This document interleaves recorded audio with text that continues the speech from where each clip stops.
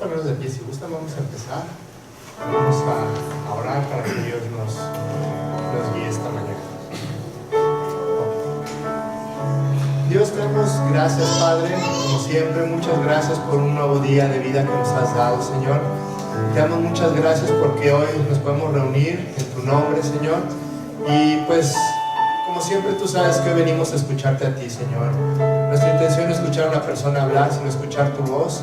Te queremos pedir que tú guíes, Dios, todas las palabras y que tú toques nuestros corazones con ellas, Dios. Haz que lo que escuchemos hoy sea de impacto, sea de bendición para nuestras vidas y que podamos salir diferentes de cómo llegamos esta mañana, Señor. Te damos gracias, bendice también a las chicas con los niños para que ellas puedan sembrar una semilla que permanezca en sus corazones. Te pedimos porque nos bendigas con la alabanza, Dios, guía a los muchachos para que también sea un tiempo precioso de cantarte, de alabarte, de agradecerte, Dios, todo lo que tú eres para nosotros, Dios. Que sea un día completo, Dios, que sea un día de bendición para todos. Te pedimos esto en el nombre de Jesús.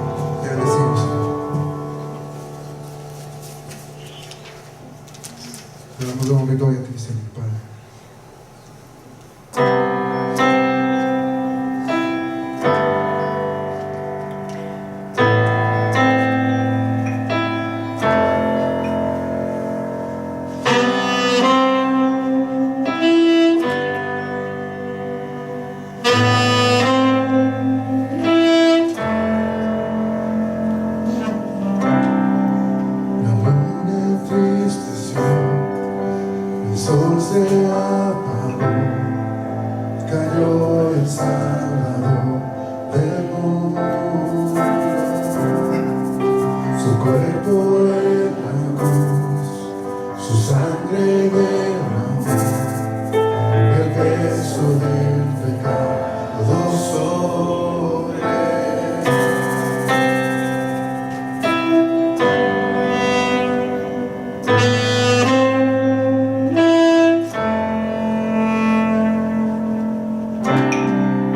Al fin él suspiró, el cielo lo ignoró, el Hijo descendió y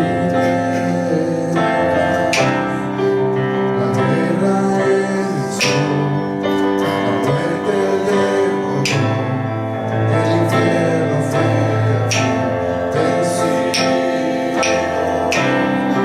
La tierra retumbó, la piedra él quitó, su amor perfecto siempre vencerá.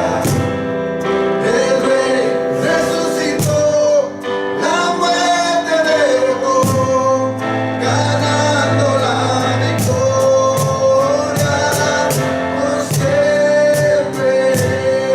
La gloria es por siempre, Salvador es por siempre, es digno, vivo está, vivo está. La tierra retumbó, la piedra él quitó, su amor perfecto siempre vencerá. El Rey resucitó, la muerte derrotó, ganando la victoria por siempre.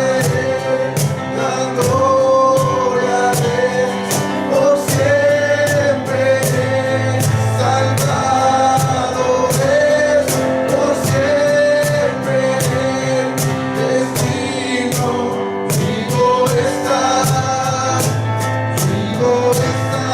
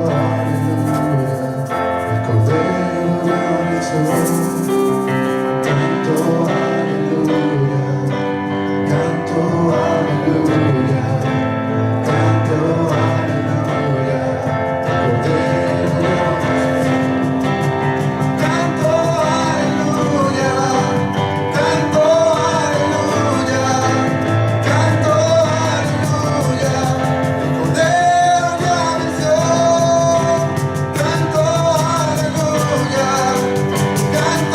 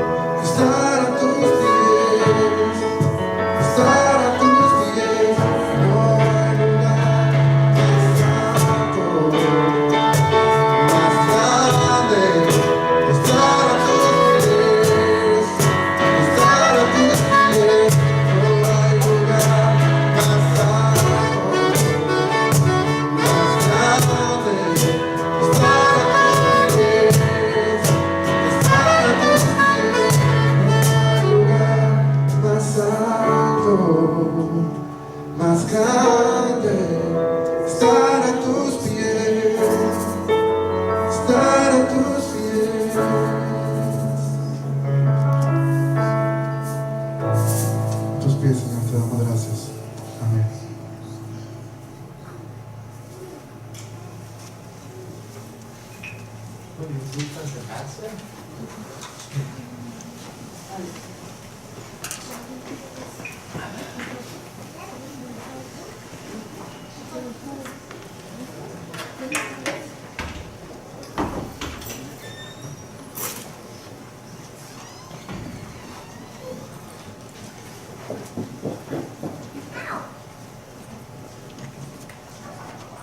Muy bien.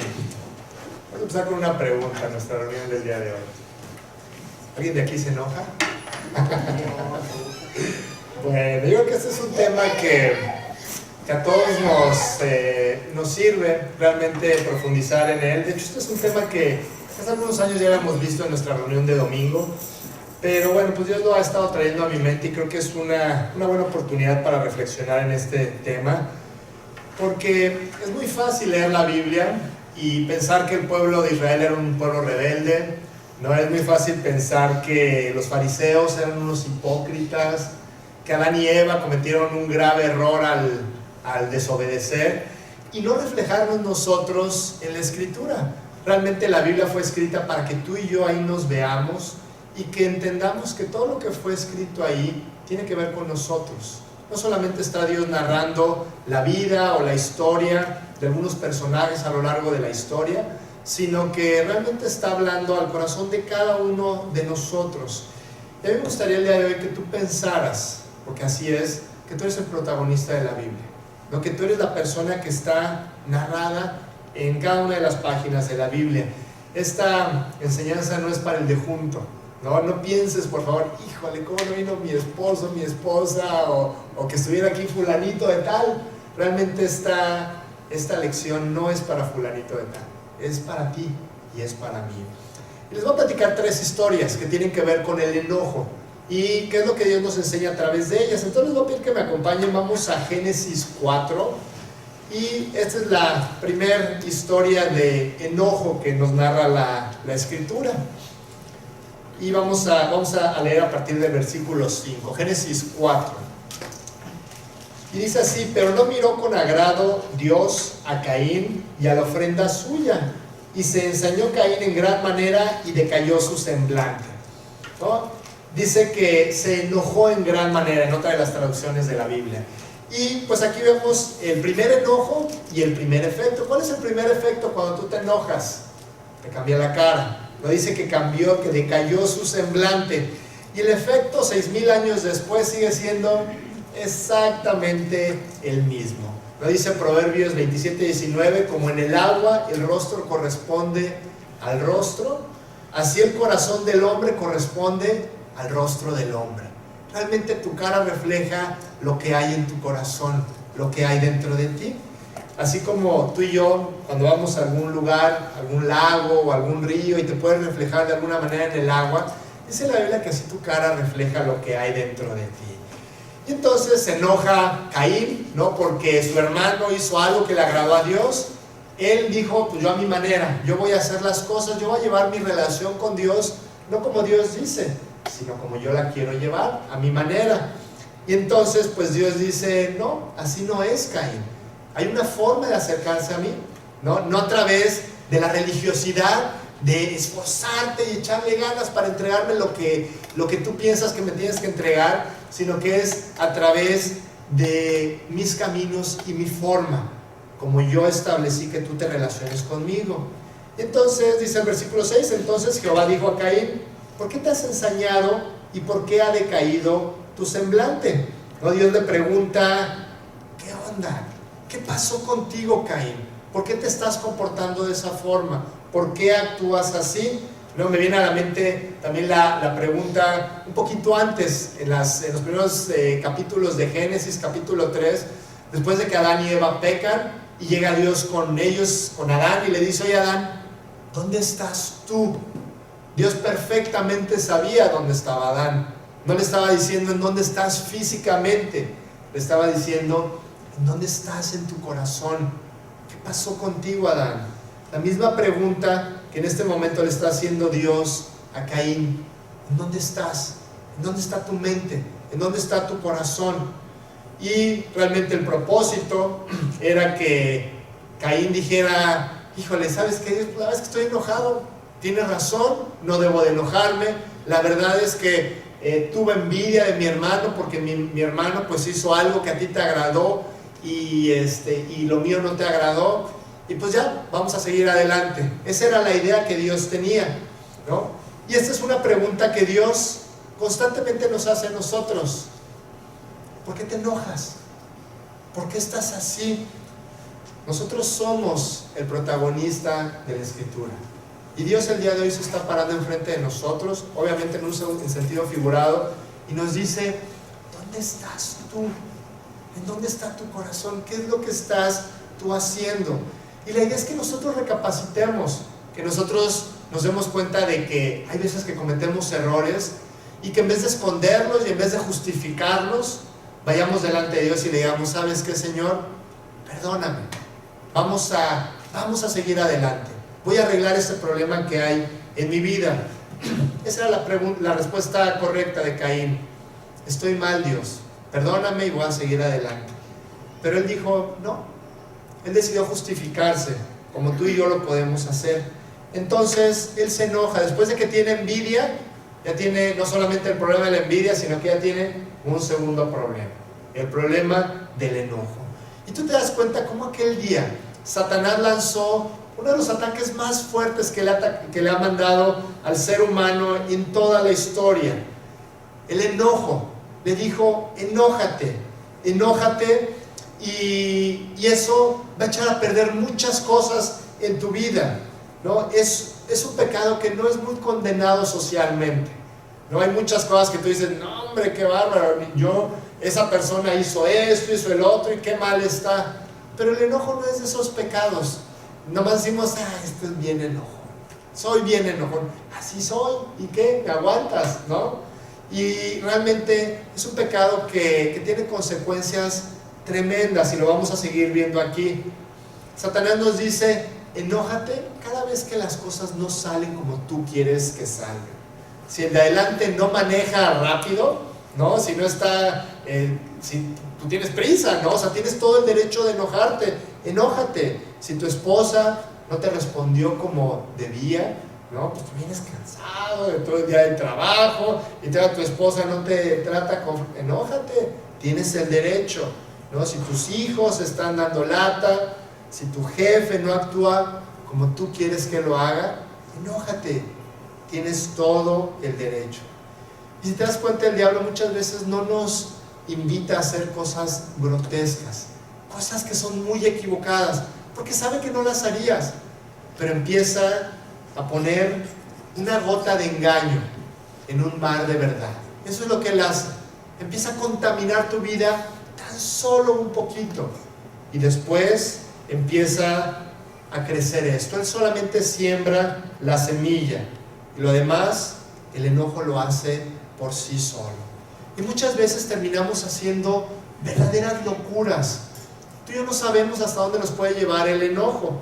En 2002 hay una historia en la Ciudad de México, ahí en Ecatepec, de un hombre que se llamaba José Luis Nieto.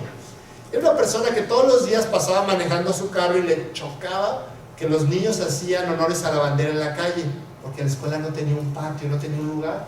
Entonces él pasaba, y hasta que un día se enojó tanto que fue y aventó el carro a todos los niños que estaban ahí. Mató a 2 niños y lastimó fuertemente a varios. A 20 niños fueron lastimados aquella tarde. Le dieron 146 años de prisión a esta persona, ¿no? Ahí sigue y ahí seguirá por toda su vida.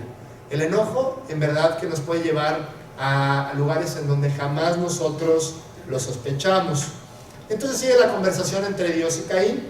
En el versículo 7: si bien hicieres, no serás enaltecido, y si no hicieres bien, el pecado está a la puerta. Con todo esto, a ti será su deseo, y tú te enseñorearás de él, del pecado. Tú lo puedes controlar, Caín, ¿no? Tú puedes dominarlo. Y dijo Caín a su hermano Abel, en vez de que Caín dijera: está bien, Dios tiene razón, le dice a Abel: salgamos al campo. Y aconteció que estando ellos en el campo, Caín se levantó contra su hermano Abel. ¿Y qué le hizo? Mató a su hermano. Eres el primer asesino en la historia. No solamente el primer asesino, sino que él asesinó a su hermano por enojo, por un problema de enojo. Dios le estaba diciendo que tenía que enfrentar su problema. Tenemos que enfrentar nosotros nuestros problemas. Y al no hacerlo, se convierte en el primer homicida de la historia.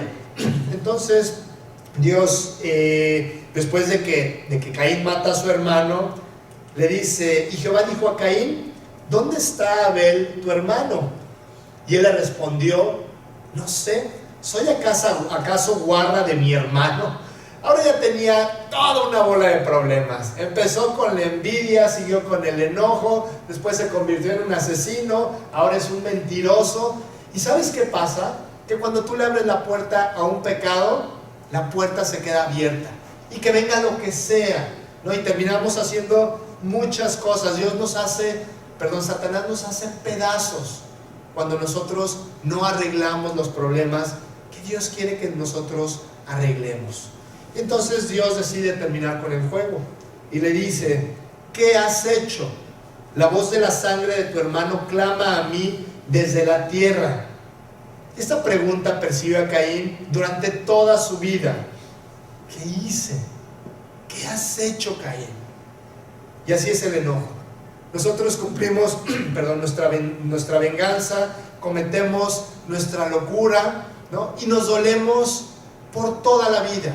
Nos podemos doler por mucho tiempo por no tener la capacidad de controlarnos. Afectamos nuestras vidas, afectamos la vida de otras personas.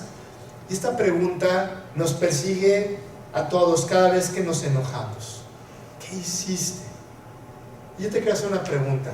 ¿Realmente Caín arregló el problema? En realidad él sigue siendo un envidioso.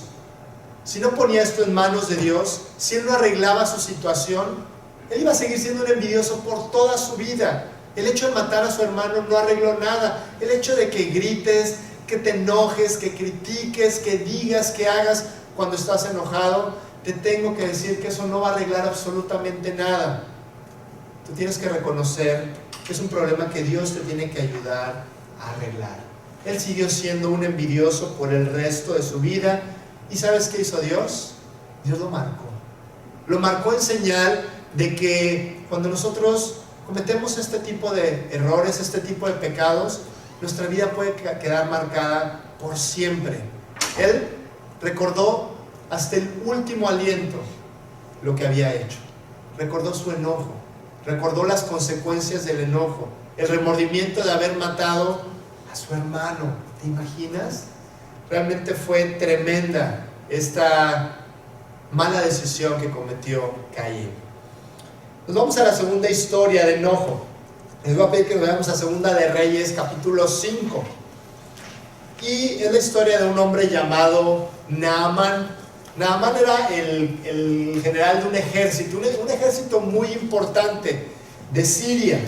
Y entonces era un hombre importante, poderoso, admirado, respetado, con mucho dinero, ¿no? Con muchos contactos. Pero él tenía un problema. ¿Alguien puede decir cuál era el problema de Naamán? Que estaba, ¿qué? Leproso. Él tenía una enfermedad que para ese tiempo era una enfermedad terrible, la enfermedad de la lepra, ¿no? Todo su cuerpo estaba lleno de esta enfermedad y no había ninguna cura, no había nada que pudieran hacer por la gente leprosa. Lo único que podían hacer era apartarlos para que no contagiaran a más personas. Entonces este hombre tenía pues muchos sirvientes en su casa, mucha gente que le servía, y una de estas muchachitas que le servía era una chica de Israel. Entonces ella va con la esposa de Naamán y le dice, yo sé de alguien que puede ayudarlo con su enfermedad de lepra, ¿no? Él lo puede ayudar y lo puede curar. Si él decide ir, pues lo pueden ayudar. Entonces Naamán dice, pues sí, pues voy a ir. Ahora sí que pues lo que me puede ayudar es una enfermedad terrible, porque a Naamán ya no lo conocían por ser el gran general, ¿no? O el gran capitán del ejército. Lo conocían porque era un hombre leproso. Y él caminaba en la calle y le decían, ahí viene el leproso. Era algo muy doloroso para él. Entonces él definitivamente decide ir a esta opción, a ir a Israel y a ver si alguien ahí le puede ayudar. Que es hemos profundizado en otras ocasiones sobre este tema. Es un tema padrísimo para estudiar. Pero bueno, viene Naamán, entonces llega con todo su grupo de gente, llegan a la casa del profeta, y dice el versículo 9, y vino Naamán con sus caballos y con su carro, y se paró a las puertas de la casa de Eliseo. Entonces Eliseo le envió un mensajero diciendo, ve y lávate 7 veces en el Jordán, y tu carne se te restaurará y serás limpio. Y Naamán se fue enojado, diciendo, he aquí, yo decía para mí, saldrá él luego, y estando en pie invocará el nombre de Jehová su Dios, y alzará su mano, y tocará el lugar, y sanará la lepra. Abana y Farfar, ríos de Damasco, ¿no son mejores que todas las aguas de Israel? Si me lavare en ellos, ¿no seré también limpio? Y se volvió, y se fue enojado. Entonces él llega con el profeta. Imagínate una persona pues de un nivel tan alto, ¿no? En un rango tan alto en su país. Y entonces él llega, y pues él estaba acostumbrado a que le echaran la alfombra roja donde llegaba, ¿no? Y la gente lo admirara y hablara bien de él. Y entonces él llega a casa del profeta, y pues manda uno de sus siervos a que toque la puerta, y resulta que el profeta Eliseo ni siquiera sale, ¿no? Le manda ahí al siervo y le dice, dile que se vaya a lavar al Jordán, ¿no? Y entonces este hombre dice, oye, esta no era una respuesta que yo merezco, ¿no? Yo soy el general del ejército. O sea, yo pensaba que él iba a llegar, iba a hacer así algo milagroso, iba a invocar algo, iba a tocar ahí, y milagrosamente iba a sanar, pero que yo vaya y me mete en el río, y con eso, sácate, ¿no? Y decide regresarse. Dice, no voy a ir al río Jordán, no voy a regresar, ¿no? Y así somos nosotros muchas veces, ¿no? Tratamos de resolver nuestros problemas dándonos la vuelta y yéndonos. No grito, no brincoteo, no aviento nada, solamente me voy y te hago la ley del hielo, ¿no? Para que se te quite, ya no te voy a pegar, ¿no? Ya no te voy a poner atención, ya no te voy a hablar, me voy a ir y me voy a dar la vuelta por donde llegué. Todo porque no lo curaron como a él se merecía, ¿no? Pensaba que iba el hombre a hacer algo extraordinario. Entonces él decide irse. ¿Y qué empieza a hacer? Empieza a hablar mal del profeta, ¿no? Y dice, oigan, le dice a la gente, a sus ayudantes, a toda la gente con que él venía, este cuate, pues yo pensé que iba a hacer esto, pues, ¿no? Y empieza a criticar, empieza a murmurar, empieza a juzgar, y el enojo es así. Te enojas cuando las cosas no salen como tú esperabas, y algo de lo que puedes hacer es empezar a hablar mal de la gente. Empiezas a hacer algo que la Biblia realmente dice que tú y yo no tenemos que hacer. Que no estemos murmurando, que no estemos juzgando, que no estemos criticando a las personas. ¿Y sabes a qué estaba destinado Naamán? A vivir toda su vida con lepra. Él va de camino, de regreso a Damasco, y entonces alguien afortunadamente le dice, oye Naamán, pues espérate. O sea, si él te hubiera mandado a hacer algo muy difícil, si él te hubiera pedido que tú hicieras algo, lo hubieras hecho. ¿Por qué no lo haces? Algo tan sencillo. Ve al río Jordán y lávate ahí, ¿no? En representación de que la salvación viene de Israel, de Jesucristo. No era el lugar físico, era el lugar espiritual. La salvación, esa lepra, representa la enfermedad que todos tenemos como seres humanos. Es la lepra espiritual, el problema que todos tenemos. Y la solución también está en Israel, en Jesucristo, en la vida de Cristo, en la sangre de Jesucristo. Entonces él decide regresar, dice, pues ok, vámonos de regreso, vámonos al Jordán. Y finalmente conocemos la historia, él se mete 7 veces y sale totalmente limpio, ¿no? Entonces dice la Biblia que no te apresures en tu espíritu a enojarte, porque el enojo reposa en el seno de los necios. ¿Sabes qué? Detente, no te enojes. Este hombre se hubiera quedado toda su vida con lepra, probablemente hubiera muerto pronto, no lo sabemos, ¿no? ¿Por qué? Por su enojo, porque el enojo siempre tiene consecuencias. Y nos vamos a nuestra tercera y última historia, que está en el libro de Esther, en el capítulo 3, y vamos a hablar de un hombre que también se enojó. Y este hombre se llama Naamán. Naamán era el brazo derecho de un rey que era muy importante en ese entonces también. Él era el rey de Persia, ¿no? Y era un imperio que estaba creciendo, un imperio que llegó a ser uno de los imperios más poderosos de la historia.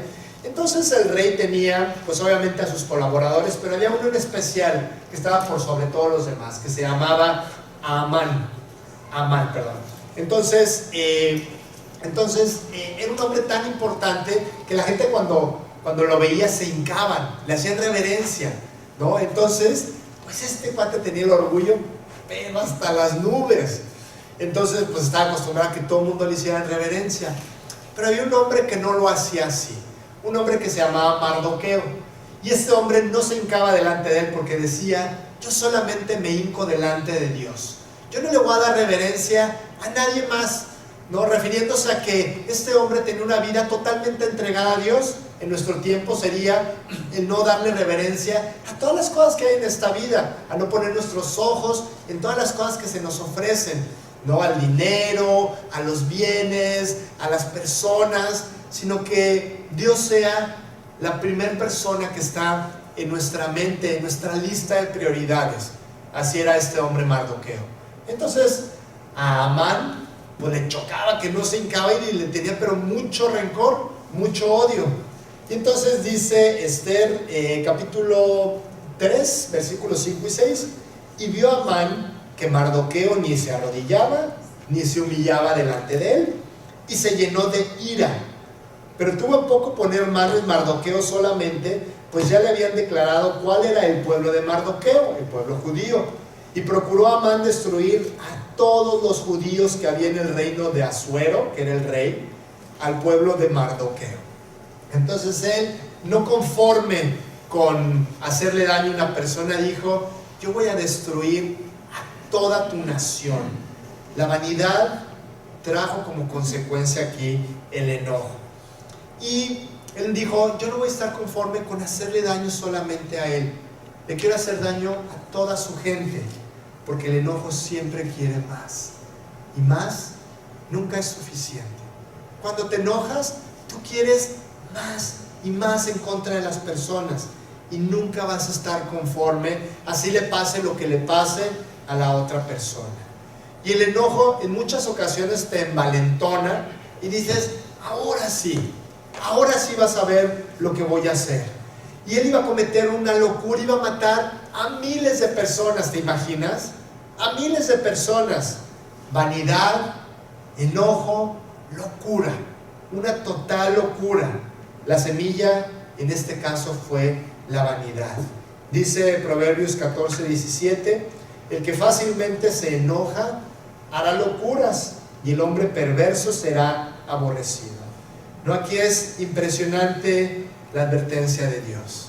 Tú puedes hacer locuras, tú puedes hacer cosas que normalmente no harías, como este hombre José Luis Nieto, ¿no? Aventándole el carro ahí a todos los niños de primaria.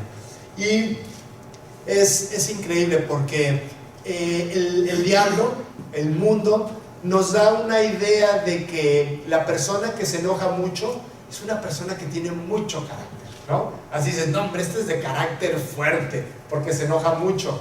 Es al revés, es de carácter débil porque no tiene la capacidad de controlarse, no tiene la fuerza de controlar ese sentimiento de ira que tiene hacia las demás personas. Y si nosotros nos estamos enojando constantemente, estamos mostrando debilidad de carácter. Y esta falta de entrega en esta área nos va a hacer sufrir mucho a nosotros y a las demás personas. Realmente este hombre, Amán, terminó muriendo, le costó la vida, ¿no? Porque él tramó un plan para matar a Mardoqueo y a todos los judíos, y al final se le volteó la situación y el rey se dio cuenta de lo que estaba haciendo y lo mandó a ahorcar en la misma horca que él estaba preparando para Mardoqueo. No, Amán murió en esa horca en donde él pensaba matar al objeto de su odio, al objeto de su enojo. Qué impresionante, ¿no? Entonces el enojo nos desubica nos desequilibra, ¿no? Y tira toda la estructura que nosotros tenemos de muchas formas. O sea, cuando tú permites que esto entre a tu vida, o sea, realmente toda la estructura en muchos sentidos va a cambiar en ti y va a ser afectado. ¿A qué me refiero? Por ejemplo, emocionalmente. Emocionalmente tú vas a ser muy afectado cuando tú te enojas de esta manera, ¿no? Tus sentimientos cambian, tu forma de actuar cambia, destruimos afectos, destruimos relaciones, afectamos a nuestras personas, a la gente a la que más amamos. A esas personas tú las vas a lastimar mucho si tú estás con este tipo de problema. Esto se ve mucho en el matrimonio, por ejemplo, ¿no? Que lo podemos ver en todos los aspectos, en las amistades, en el aspecto profesional, pero en el matrimonio es algo muy común, ¿no? En donde tú eres como eres realmente, ¿no? Probablemente en otros lugares podemos actuar de una manera diferente, tratar de comportarnos, pero en casa somos como somos. Esa es la realidad de nuestro corazón. Y cuando nosotros tenemos este problema, híjole, de verdad que ¿quién es a lo que más amamos? Pues probablemente lo que está en la casa, a nuestros hijos, a nuestra pareja, ¿no? A la gente que nos rodea en casa, y tú vas a afectar mucho esas relaciones cuando tú no puedes controlar esto. Y yo te tengo que decir, voy a hacer un paréntesis aquí, realmente estas son de las cosas que Dios tiene que cambiar en nosotros. Yo lo que te estoy diciendo no es que tú vayas y te esfuerces para no enojarte. Claro que sí tienes que hacerlo, claro que tienes que echarle ganas y procurar frenarte. Sin embargo, es algo que Dios tiene que hacer en nuestras vidas. Son de las cosas que Dios tiene que arreglar, porque a veces están tan arraigadas a nosotros que son muy difíciles de desprender.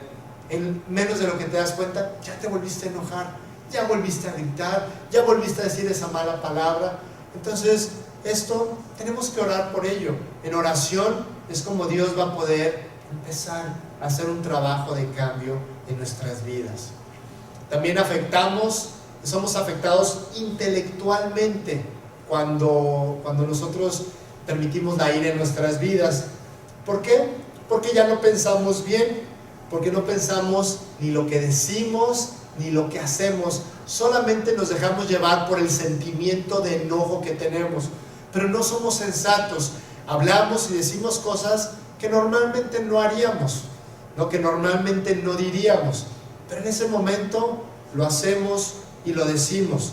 Por eso muchas veces terminamos arrepentidos o pidiendo perdón o doliéndonos por lo que hicimos, porque normalmente no lo haríamos, porque este pecado te afecta intelectualmente, te afecta también espiritualmente, ¿no? ¿Por qué? Porque afecta nuestra relación con Dios, ¿no? Cuando tú estás de esta forma, realmente tú vas a querer estar lejos de Dios.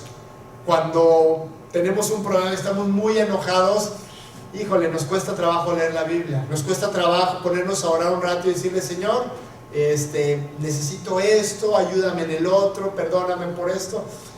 Nos afecta, ¿no? El enojo, como cualquier otro pecado, afecta tu relación con Dios, afecta tu testimonio también. Todos tenemos un testimonio. Dios quiere fabricar en nosotros un testimonio a través del cual Él quiere mostrarte como una persona diferente, porque dice la Biblia que tú no puedes ser el mismo después de haberlo conocido a Él. De modo que si alguno está en Cristo, ¿qué dice? Nueva criatura es. Las cosas viejas pasaron, todas tienen que ser hechas nuevas. No podemos seguir con los problemas de siempre, de toda la vida. Dios tiene que ser un trabajo paulatino de reconstrucción. Y nuestro testimonio es algo tan importante que mucha gente, su eternidad puede depender de nuestro testimonio. A mí mucha gente me ha dicho: oye, yo quiero hacerme cristiano porque tengo un compañero en el trabajo que es increíble, que yo lo veo, que está contento, que es amable, que es buena gente, que esto y que lo otro. Pero de la misma manera he escuchado a mucha gente que dice: yo no me quiero hacer creyente, pero para nada. Los cristianos son unos hipócritas. Tengo un amigo que es así, y así, y así, y así. Pues ¿de qué sirve ser cristiano? ¿No? Entonces el testimonio es algo muy valioso que nosotros tenemos. Hay muchas veces que tú con lo único que puedes hablar es con tu vida. No porque ya la gente te dice, ya, no me hables de tus cosas y de tu iglesia, ¿no? Ok. Entonces es tiempo de hablar con nuestro testimonio. Cuando tú te enojas, cuando tú tienes esto en el corazón, realmente lo que ocurre es que tu testimonio es muy afectado. Y no estoy hablando de nuestro testimonio hacia las personas del trabajo y de los vecinos, que es muy importante. ¿Qué tal a tus hijos? ¿Qué tanto necesitan ver que lo que tú estás predicando es cierto? Que lo que tú predicas es lo mismo que tú vives. Hay unos ojos, sobre todo cuando son muy chiquitos, y también cuando no son tan chiquitos, la verdad. No hay, los ojos están viéndote todo el tiempo. ¿Cuántas veces no nos pasa que de repente tú estás platicando con alguien así, tratando de que tus hijos no te escuchen, y al rato llega tu hijo y dice, papá, ¿por qué le dijiste a mi mamá que no sé qué? ¿No? O a lo mejor ni siquiera están, a veces les he platicado, lo que vamos en el carro, y vienen mis hijos escuchando su música o viendo lo que tú quieras, ¿no? Y Viris y yo venimos platicando, y después llegan y me dicen, oye, ¿y por qué le dijiste a mi mamá que no sé qué? ¿Y de qué estaban platicando cuando ella te dijo no sé qué, no? Todo el tiempo nos están viendo, todo el tiempo nos están observando. Qué padre que podamos nosotros ser congruentes entre lo que decimos y lo que hacemos. También físicamente nos afecta esta cuestión del enojo, ¿no? Cambia nuestro semblante para empezar, ¿no? Como le pasó a nuestro buen amigo Caín. Y ¿sabes? Es curioso. ¿Tú sabes que es más difícil enojarte que sonreír? Cuando tú te enojas, usas 34 músculos. Cuando tú sonríes, usas 7 músculos. Imagínate, ¿no? En ese sentido, ¿no? Está comprobado que las arterias se te endurecen con las sustancias químicas que nosotros soltamos con el enojo y dañan nuestras arterias, también dañan nuestro corazón, ¿no? Una persona, hay estudios que dicen que una persona que se enoja mucho es más candidata a un infarto que una persona que no lo hace. También nuestros nervios son afectados, también nuestra integridad física, ¿no? Porque pues tú puedes cometer locuras, puedes ir manejando y el de junto se te metió, tú te le metiste. ¿Cuántos casos no hay así en la vida? En donde hay verdaderas tragedias porque alguien se enojó. Nos afecta físicamente. Y todos tenemos nuestras formas de enojar, ¿no? Según sea nuestra personalidad. Algunos podemos gritar, ¿no? Y empiezas a enojarte y aguas con los gritos, como si el que gritara más fuerte es el que tiene más razón, ¿no? Y empiezas a gritarle porque dices más fuerte para que veas que la razón la tengo yo. Nunca vamos a ganar argumentos de esa forma. Otros pueden agredir física o verbalmente, otros pueden amargarse, ¿no? Se reprimen, ¿no? Ahora sí que me enojo para adentro, ¿no? Y eso es un daño, bueno, como todos los enojos, ¿no? El quedarte con esas cosas y el guardar todo eso es algo que nos daña muchísimo. Otras personas explotan, otras personas son sarcásticas, ¿no? Y le dicen a la esposa, haz lo que quieras, ¿no? En fin, que yo ya, no me importa lo que me digas. Y bueno, pues quedaría incompleta nuestro tema del día de hoy si no estudiáramos cómo podemos enfrentar este problema. Así era el título de nuestra enseñanza, cómo enfrentar el enojo. Ya conocemos ejemplos, sabemos las consecuencias, sabemos lo que nos pasa, entendemos que estamos en riesgo en muchos sentidos si nosotros permitimos esto. Ahora, ¿cómo le puedo hacer yo para no ser víctima del enojo? Para que esto no me pase a mí, para que no me pase lo que le pasó a Caín, que no me pase lo que le pasó a Naamán, que no me pase lo que le pasó a Amán. ¿Cómo le puedo hacer, Dios? ¿Cómo le puedo hacer para arreglar este problema? Muchos versículos en la Biblia que nos hablan de este tema. Dice en el Salmo 37:8, deja la ira y desecha el enojo, no te excites en manera alguna a hacer lo malo. No toques el enojo. No te acerques ni siquiera a él. Cuando tú ves una situación en donde realmente se puede dar una discusión acalorada, en donde puede haber un problema, dice la Biblia, córrele, hazte a un lado. ¿No? ¿Cómo vas a agarrar brasas que están hirviendo sin quemarte? No se puede. Si te acercas demasiado, te vas a quemar. Y algo que es muy importante entender es que tú tienes que decidir no enojarte ahorita, ¿no? ¿Alguien de aquí está enojado en este momento? Levanta su mano. ¿Nadie? Vamos bien entonces, gracias a Dios. Bueno, pues ahorita que nadie estamos no, yo tampoco estoy enojado, ¿no?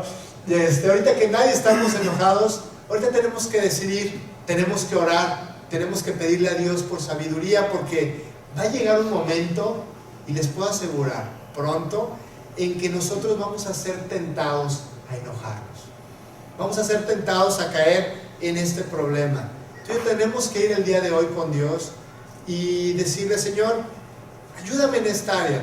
Y sin temor a equivocarme, yo les puedo decir que todos, en mayor o menor grado, tenemos que reflexionar en este tema. De alguna o de otra manera, todos nos enojamos. Tenemos que decidirlo ahorita, ¿no? Les doy permiso de que ahorita se volteen con su esposo o su esposa y le digan, mi amor, te prometo que no me voy a enojar. ¿Quieren decirlo?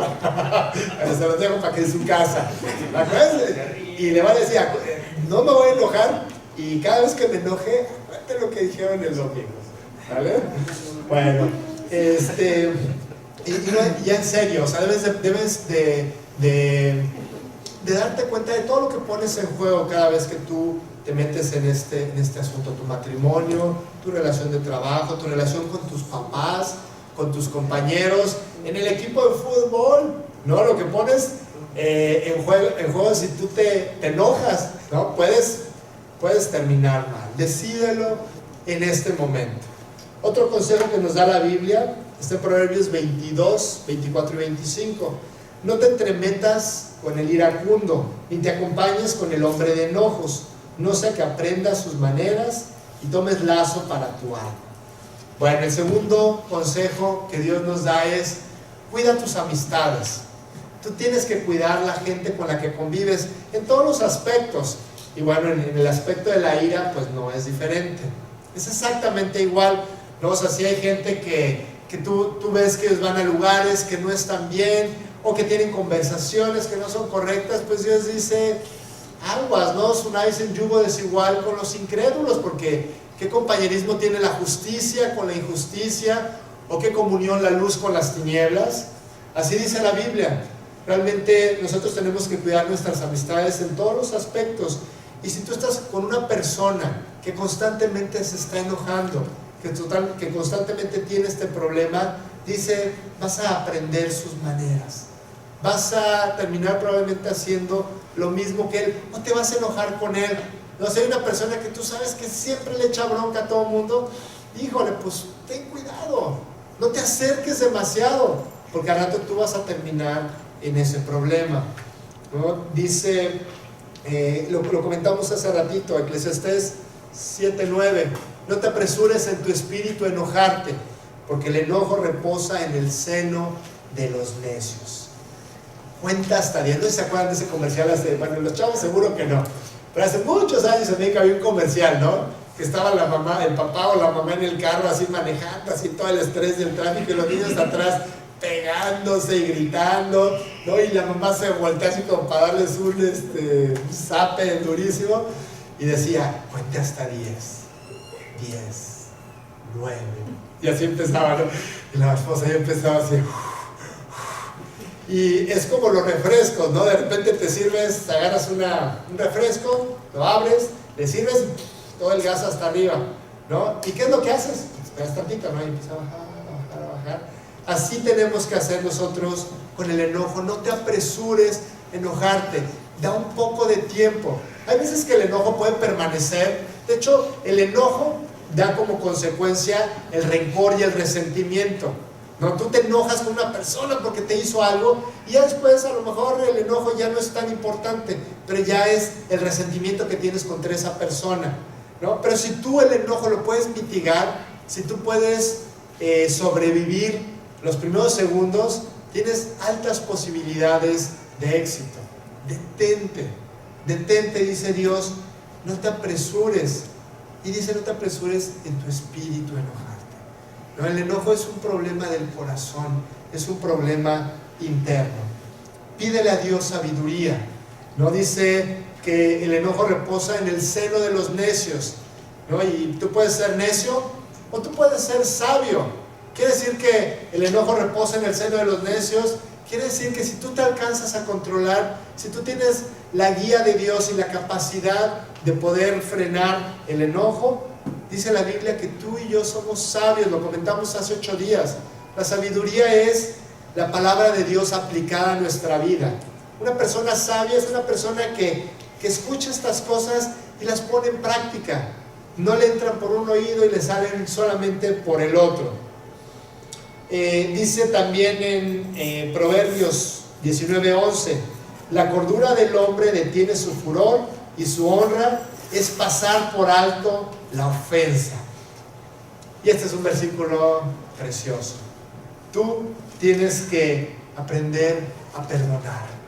Dios dice, tú tienes que aprender a perdonar. Es la única forma como tú puedes vencer el enojo. Y puedes tener razón, porque hay gente que nos ofende, hay gente que nos agrede, pero Dios dice que tú y yo tenemos que aprender a perdonar. Tenemos que entender algo que es muy importante. Tú debes más. Tú y yo debemos más de lo que cualquier persona nos pueda hacer. ¿No se acuerdan la historia de los 2 deudores que Jesucristo está platicando? Y Pedro está súper enojado, ¿no? Porque le están cobrando los 2 dracmas, las 2 moneditas de impuestos, y le están dando lata y lo están atosigando. Y él llega con Jesús y le dice, oye, ¿qué onda con estos cuates? No, me están dando, pero en serio, una lata tremenda, ¿no? Y Pedro tenía razón. O sea, el problema no era que le estaban cobrando, sino la forma, la actitud. Lo que estaban haciendo los romanos era equivocado. Pedro tenía razón en estar molesto. Entonces Jesús le dice, déjame te platico una historia, Pedro. Ahí tienes que eran 2 hombres. Un hombre que le debía 10,000 talentos al rey, es decir, una cantidad impagable. No era un jornalero, un hombre que ganaba el salario mínimo y le debía 300 toneladas de plata al rey, ¿no? Y entonces va con el rey y le dice, oye, dame chance, te lo voy a pagar. Y entonces el rey dice, ¿sabes qué? Ya no me pagues nada, te lo perdono. Entonces que él va saliendo con el rey y uno de sus consiervos le debía a él un poquito, le debía 30 gramos de plata.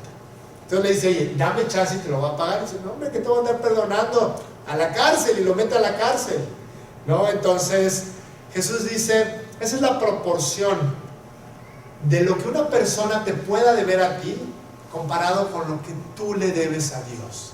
Es, ¿cómo se dice? O sea, no tiene comparación. No hay comparación en lo que nosotros debemos, no importa lo que nos hayan hecho.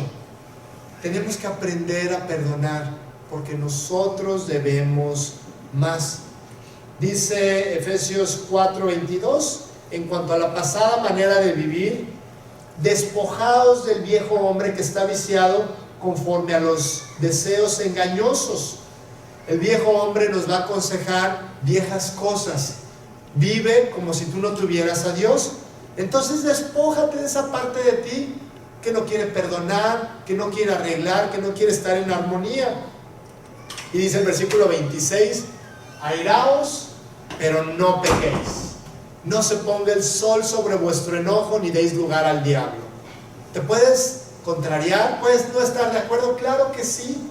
No podemos decir que sí a todo. No se trata de que todo el mundo nos agarre de tapete, ¿no? Pero realmente Dios dice, oye, tiene que haber un límite, hay una línea de separación, ¿no? En donde tú puedes estar en descontento.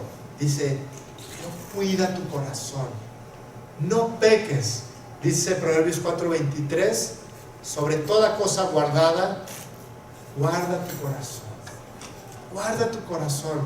Eso es lo que tú y yo tenemos que cuidar, ¿no? Cuando tú estás airado, ¿no? Es que no estás de acuerdo con la situación, no estás de acuerdo con la persona, está perfectamente bien, pero cuando tú pecas, cuando tú te enojas, es cuando tu percepción de esa persona cambia. Cuando ya no tiene la misma posición que tenía antes del conflicto. Entonces Dios dice, entonces ahí está mal. Ahí tú tienes que arreglar esa situación con esa persona. Es muy fácil amar a las personas que nos aman. Es muy fácil amar a nuestros hijos y a nuestros padres y a nuestros mejores amigos, ¿no? Porque ellos también nos aman. Pero ¿qué dice la Biblia? Tú tienes que aprender a amar a las personas que no te aman. Amad a vuestros enemigos, haced bien a los que os aborrecen, bendecid a los que os maldicen y orad por los que os calumnian. A lo mejor tú tienes una persona en la mente cuando yo hablo de este tema.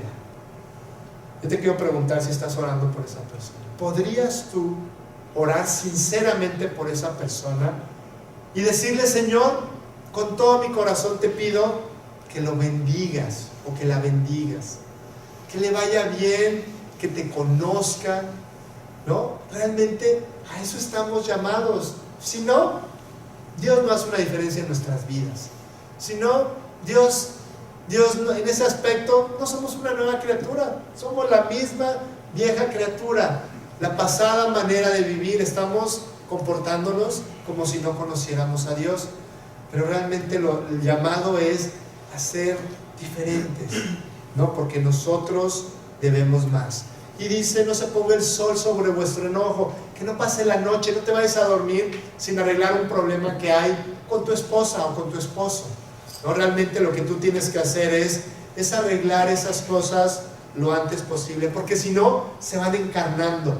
Si no, en la siguiente mañana ya va a ser más grande, ¿no? Porque en la noche le das vuelta. Y aparte me acuerdo que la otra vez me dijo y aparte hizo, ¿no? Y Satanás es muy hábil para que esos problemas, que en un principio no son tan grandes, empiecen a ser muy, muy graves, ¿no? Cuando Jesús termina en el Sermón del Monte,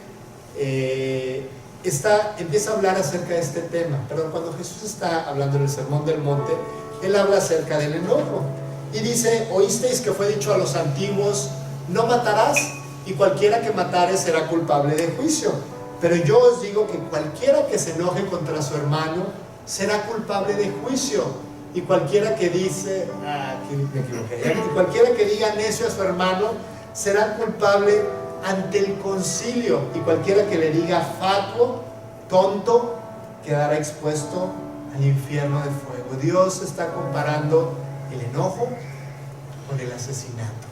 Él dice: si tú te estás enojando, si tú odias a una persona en tu corazón, para mí es lo mismo que si le estuvieras matando, porque en tu corazón eso es lo que estás haciendo, estás matando a la persona.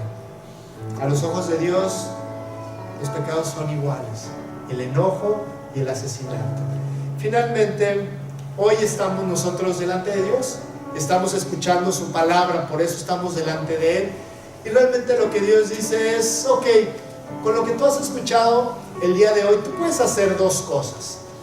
Dice: cualquiera pues que me oye estas palabras y las hace, le compararé a un hombre prudente que edificó su casa sobre la roca. Si tú oyes esto, y podríamos ahí subrayar, y lo haces y lo pones en práctica, entonces vas a ser un hombre prudente, que estás edificando tu casa sobre la roca que se llama Jesucristo, sobre sus principios, sobre su guía, sobre su amor, sobre todo lo que Él enseña en su palabra. Dice: pero el que oye mis palabras y no las hace, le compararé a un hombre insensato que edificó su casa sobre la arena. No sé si ustedes han ido a la playa y hayan hecho castillitos de arena, ¿no? Y lo haces lejos de las olas, ¿no? ¿Por qué? Porque pues llegan las olas y le pueden hacer daño. Y a todos nos ha pasado que ya que llevas como 3 horas con el castillito, ya está con sus torres y todo, ¿qué pasa? llega la ola, por supuesto, ¿no? ¿Y qué le pasa al castillo? Se cae. Nuestra vida puede estar fundamentada sobre la arena, sobre cosas inestables, sobre pura teoría, la pura teoría de la Biblia. Yo me sé los versículos, me puedo saber este versículo de memoria. No, a cualquiera que oye estas palabras y no las hace, le compararé a un hombre insensato que edificó su casa sobre la arena. Me lo puedo saber de memoria, pero si no lo llevo a la práctica, en verdad, que estoy haciendo exactamente eso. Estoy edificando mi casa sobre la arena. Van a venir los ríos, van a venir las lluvias, va a venir la tormenta, y dice que la ruina va a ser grande. Vamos a tener ruina en nuestra vida si nosotros no podemos controlar estas cosas. Yo en verdad creo que este es un tema precioso para nosotros, a través del cual Dios nos da una gran oportunidad de arreglar este aspecto que es tan importante de una manera tan práctica. Dios dice en la Biblia que Él prometió estar con nosotros todos los días hasta el fin del mundo. Tú no estás solo en esta lucha ni en ninguna de las demás luchas que tú tienes. Dios está codo a codo contigo, tratando de ayudarte y de arreglar este problema y todos los que tú tienes y todos los que yo tengo, ¿no? Solamente es oír las palabras y hacerlas. Empieza a orar por esto. Empieza a pedirle a Dios que te dé el carácter, el verdadero carácter, para no enojarte. Y pídele a Dios que te dé, dice Filipenses, que Dios es el que en vosotros produce así el querer como el hacer, por su buena voluntad.